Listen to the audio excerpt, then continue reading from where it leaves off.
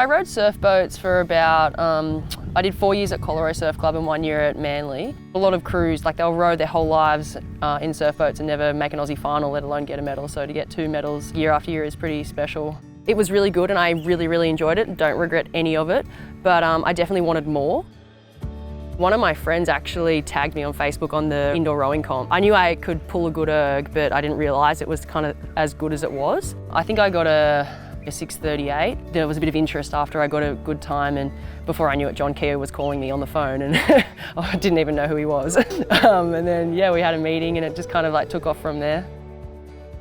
I knew I'd have to kind of start at a club level because I haven't spent much time stillwater rowing whatsoever. I was very fortunate at UTS to have Tim McLaren and Dave Geely coach me. Dave and Tim definitely took me under their wing and it was a nice place to go to. You know, they were very friendly and they were so patient with me. I remember Tim sat me down and he was kind of said to me straight up, like, you know, if you want to go to the Olympics, like, you've got to use us as an apprenticeship and we're going to help you get there.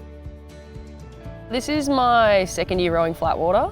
I kind of had a goal on just making the team at some point before the Olympics, so I'm so glad I did, but it could have gone either way because it would have been a good opportunity to just keep battling away with Tim and Dave.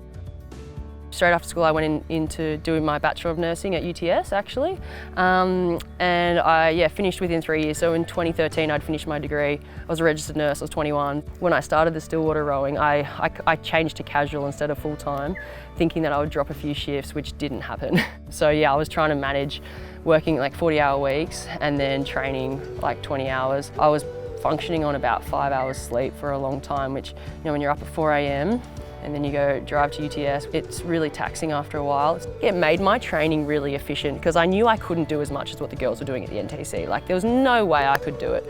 So when I was training, I was like really giving it a lot. My family are very supportive of me. They always have been. My mum and my dad and my grandma, and then I've got 3 brothers as well, so they're always like checking in, making sure I'm doing a good job and keeping honest and all that. Where I'm working is an aged care facility, so they are so supportive, you know, like they're like a family to me anyway. It's like I've got, you know, 50 grandmas and grandpas, so it's really beautiful. I'm looking forward to kind of, you know, after we go to World Champs or whatever, and then going back to the club and training at the club and we can jump back in the pair hopefully. Stillwater rowing, I find it difficult to explain. Like, once you're in the boat and you're moving the boat, like, it just feels so good.